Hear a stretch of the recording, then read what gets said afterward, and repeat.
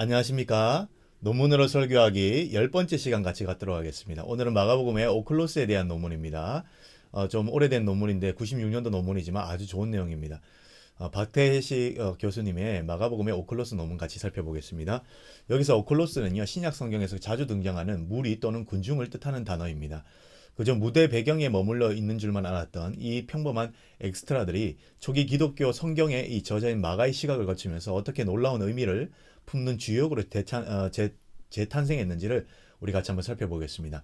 신약 성경 전체를 통틀어서 오클로스라는 단어는요, 무려 175회나 등장합니다. 그리고 우리가 오늘 집중적으로 살펴볼 마가복음서에만 38번 정도 등장합니다.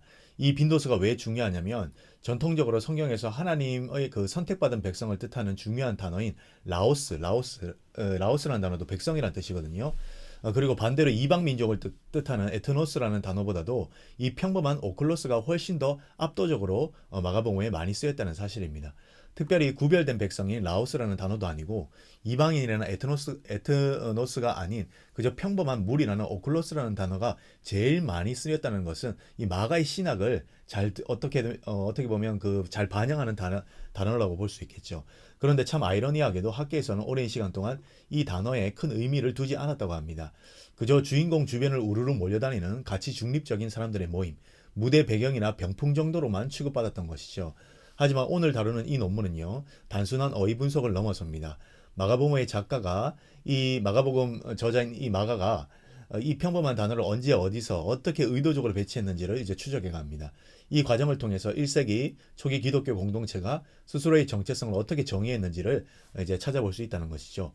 본격적으로 이야기 앞서서 학계에서 이 평범한 사람들의 무리를 대체 어떻게 분석해 왔는지 짚고 넘어가면 좋겠습니다.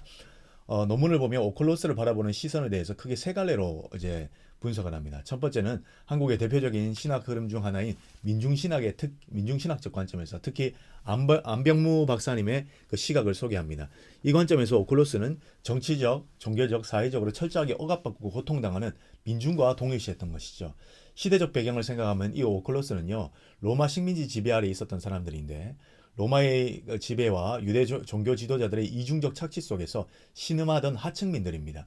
즉 이들을 그저 수동적인 배경이 아니라 고난 속에서도 끝내 일어서는 당당한 역사의 주체자이자 억압받는 자들로 민중신학자들은 해석한 것이죠. 이것이 첫 번째 관점입니다. 두 번째는 P.S. 미니어라는 학자의 관점인데 이분은 조금 더 교회론적 접근을 시도합니다. 교회론적이라는 것은 단순히 호기심에 이끌려서 기적을 구경하다가 흩어지는 사람들이 아니라 예수님의 말씀을 듣고 그분을 믿고 따르기 시작한 인물들로 본 것입니다. 한번 보고 마는 구경꾼이 아니라 일종의 고정 시청자 같은 그런 느낌이죠.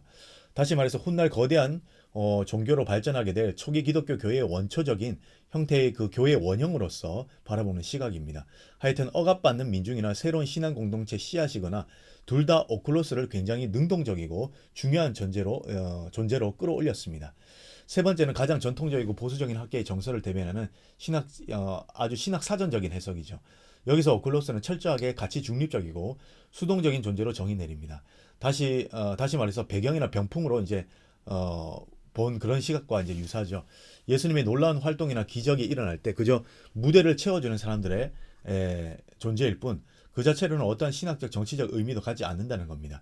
이렇게 보면 오클로스는 혁명적인 혁명을 일으키는 민중일까 또는 새로운 공동체 시작일까 아니면 그저 휩쓸리기 쉬운 구경꾼일까 이런 세 가지 관점들을 우리가 먼저 머릿속에 담아두고 이제 마가복음으로 들어가 보겠습니다. 마가복음에서 예수님의 정체를 숨기고자 하는 그 메시아 비밀 모티프가 있죠. 그때 오클로스 이 무리를 향한 예수님의 그 가르침과 활동을 통해서 이야기는 점진적으로 전개되어 나가는데 최종적으로 이들 앞에서 감춰져 있던 예수님이 점점 이들 앞에서 그 예수님의 정체성이 드러나는 모습이 드러납니다. 그 과정 속에서 오클로스는 아주 중요한 의미를 지닙니다.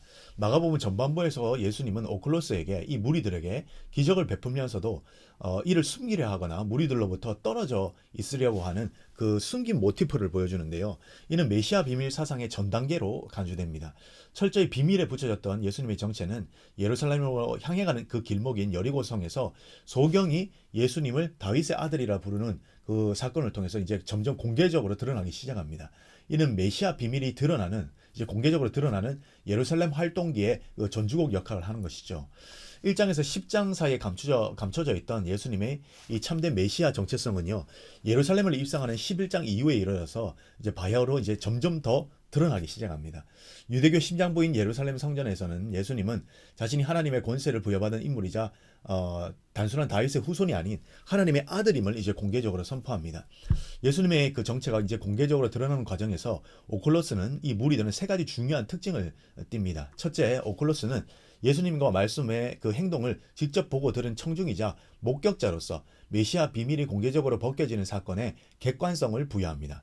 두 번째, 오클로스는 예수님의 가르침과 선언에 대해 매우 놀라하고 또는 즐거워하면서 긍정적인 반응을 보임으로써 예수님이 메시아라는 사실을 입증하는 증인 역할도 했습니다. 또 세 번째, 당시 유대교 종교 지도자들은 예수님의 정체 선언에 예수님의 그런 그 어떤 자신의 활동에 대해서 위협을 느끼면서도 오클로스 이 무리를 두려워해서 함부로 예수님께 해를 가하지 못했는데, 이는 오클로스가 철저히 예수님 편에 서서 예수님을 지지했던 사람임을 무리임을 보여주는 반증입니다. 요약하자면 오클로스는 예수님 정체의 비밀이 유지되던 시기부터 그것의 가르침을 통해서 만천하에 드러나는 결정적인 순간까지 항상 그 현장에서 함께했던 증인이자 예수님의 그 메시아의 정체성을 적극적으로 수용하고 옹호한 핵심 청중이었다는 것이죠. 한편 예수님이 굶주린 수많은 오클로스를 보며 목자 없는 양과 같다고 불쌍히 여겼는데, 구약 성경에서는 1세기 유대인들에게 목자 없는 양이라는 이 표현은요, 단순한 은유가 아닙니다. 이스라엘 지도자들에게 버림받고 길을 잃는 하나님 백성을 상징하는 아주 중요한 표현이었어요. 근데 그 표현을 예수님은 이 백성들에게, 이 오클로스에게 사용하는 것입니다.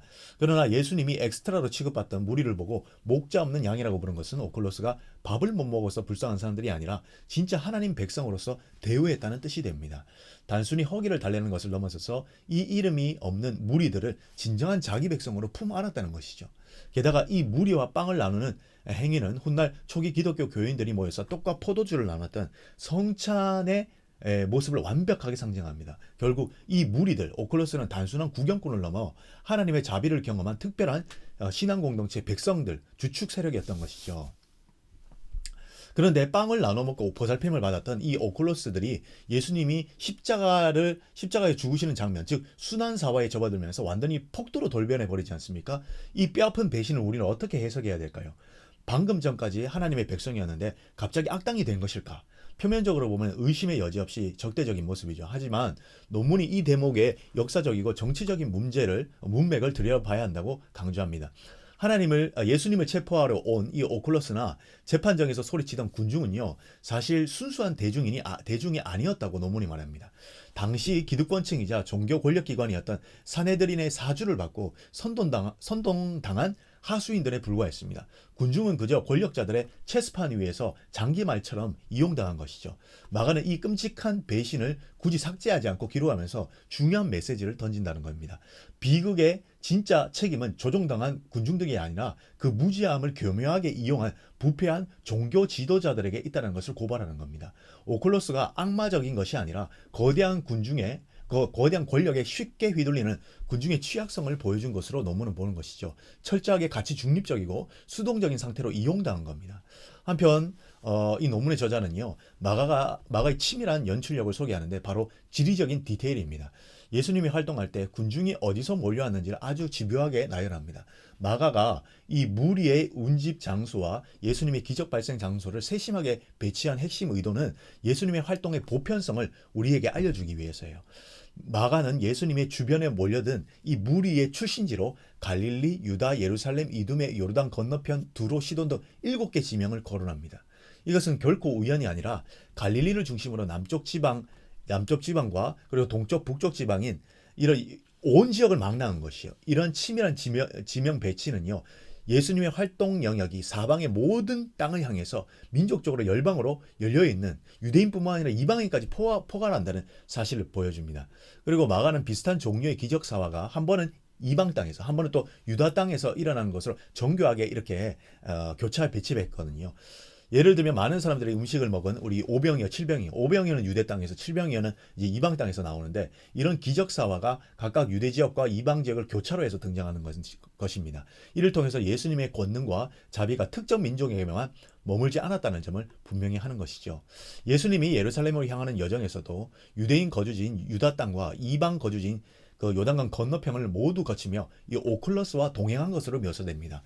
마가는 이처럼 공간에 대한 편집 작업을 자유자재로 구사하면서 예수님 주변에 운집한 오클러스가 유대 땅과 이방인을 구별함 없는 무림을 나타냈어요. 결과적으로 마가가 이러한 세심한 장소 배치는요. 마가의 세심한 장소 배치는 이 오클러스 무리가 혈통과 지역을 뛰어넘어 모든 민족을 포괄하는 전체성을 간직하고 있음을 드러내고, 나아가 이방인과 유대인이 함께 모이는 보편적인 그리스도인의 공동체, 교회의 성격을 규정하는 신학적 의도에서 비롯된 것입니다. 이것은 당시 엄격한 율법이나 정결법을 생각하면 상당히 불가능한 일이죠. 그 시대의 유대인과 이방인의 경계는 절대 넘을 수 없는 철옹성이었어요. 그런데 예수님 곁에 있는 이 오클러스 무리들은 민족적, 종교적 장벽을 완전히 허물어 버린 겁니다. 그것을 더 큰 그림과 연결해서 보면 마가의 의도가 이제 보입니다. 예수님의 가르침이 더 이상 혈통을 따지는 특정 민족의 전유물이 아니라 전 세계 모든 인류를 향해 열려있는 보편성을 강조한 겁니다. 그리고 논문은요, 마가복음 3장에 나오는 일화를 소개하는데 바로 세 가족이에요. 예수님이 집안에서 수많은 오클로스의 무리들에 둘러싸여 있는데 밖에서 예수님의 친어머니와 형제들이 찾아오죠. 핏줄이 왔으니까, 자기 가족이, 친가족이 왔으니까 당연히 버선발로 뛰어나갈 줄 알았는데 예수님이 뜻밖의 말을 합니다. 주위에 삥 둘러앉는 이 오클로스를 가리키며 이렇게 말씀하셔요. 누가 내 어머니고 내 형제들이냐? 바로 이들이 내 어머니고 내 형제들이다. 이렇게 말합니다. 진짜 가족이 밖에서 기다리고 있는데 이름 모를 오클로스를 향해서 진짜 가족이라고 선언한 것입니다. 당시 혈연과 율법을 중시하던 유대 사회의 관점으로 보면 대단히 충격적인 발언이죠. 율법적으로 불결하다고 여겨졌을 이방인들까지 섞인 이 오클로스에게 하나님 나라의 새 가족으로 선언하신 겁니다. 오클로스는 더 이상 구경꾼이 아니라 성령의 인도하심을 받은 초대교회를 구성한 진짜 주역들로 격상된 것이죠. 혈연과 율법을 무너뜨리고 새로운 질서를 이루는 주축들입니다. 그러면 이 모든 것들이 무슨 의미일까요? 논문의 저자인 박태식 교수님은요, 방대한 분석을 거쳐서 오늘 이 논의가 우리에게 남기는 최종 결론이 있다고 합니다. 마가의 치밀한 신학적 의도를 종합해보면 이렇습니다. 마가는 선민사상 뉘앙스가 강하게 풍기는 누가가 사용한 백성 라오스나 특정 소수 엘리트만 연상시키는 마태가 사용한 제자들, 마데테스라는 단어 대신 오클로스를 선택했다는 겁니다. 마태복음과 누가복음, 요한복음 등 다른 복음서에서도 이 오클로스라는 단어는 빈번하게 사용되었어요. 마태복음도 50회, 누가복음도 41회, 요한복음도 20회. 하지만 마가복음이 오클로스에 부여했던 교회론적인 깊은 신학적 의미에는 도달하지 못했다는 겁니다. 마태와 누가는 이 단어 대신 자신들만의 고유한 신학적 중심 개념으로 이 무리들을 대체해서 불렀어요. 마태는 자신만의 교회론적 중심 개념이 마데테스, 제자들을 부각시키기 위해서 마가복음의 오클로스를 대체시킵니다. 대표적으로 예수님이 내 형제요, 내 자매다, 여기 있는 무리들을 마가복음에서 내 형제요, 내 자매라고 하시면서 세 가족을 지칭하는 장면에서 마가복음은 분명히 오클로스를 세 가족으로 지칭합니다. 마가복음 3장 34절입니다. 둘러앉은 자들을 보고 이르시되 내 어머니와 내 동생을 보라. 그런데 이 마태복음은 이 구절을요 약간 바꿉니다. 이를 제자들로 바꿉니다. 자, 제가 한번 읽어보겠습니다. 손을 내밀어 제자들을 가리켜 이르시되 나의 어머니와 나의 동생들이라 보라. 누가복음 역시 자신들이 가지고 있던 핵심 개념인 백성을 강조하기 위해서 오클로스를 수정했어요. 라오스라고. 마가복음 11장에서 13장에서 예수님이 메시아임을 선포하는 그 주된 대상은 분명히 마가복음에서는 오클로스였으나 누가는 자신의 복음 속에서 그 대상을 모두 라오스로, 백성으로 이제 대체하고 있습니다.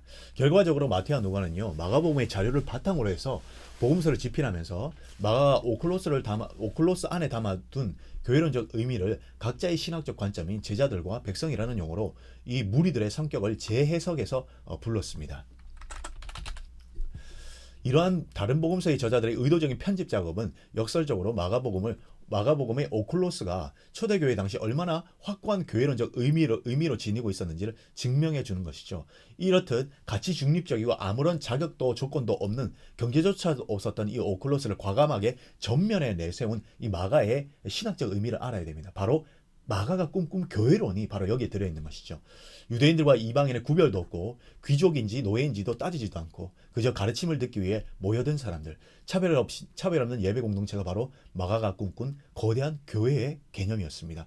세상이 무시하던 무리들에게 가장 위대한 자부심을 담아둔 것이 바로 우리 예수님의 모습이었던 것이죠. 마가는 그것을 포착해서 잘 기록했던 겁니다. 마가복음은 겉보기에는 평범하고 이름 없는 이 사람들의 무리가 역사의 주체자이자 진정한 교회의 중심이라고 이 말을 하고 있습니다. 우리가 이 오클로스에 대한 새로운 의미를 이 박태식 교수님의 논문을 통해서 우리가 잘 알 수 있습니다. 오늘 이것으로 마치도록 하겠습니다. 감사합니다.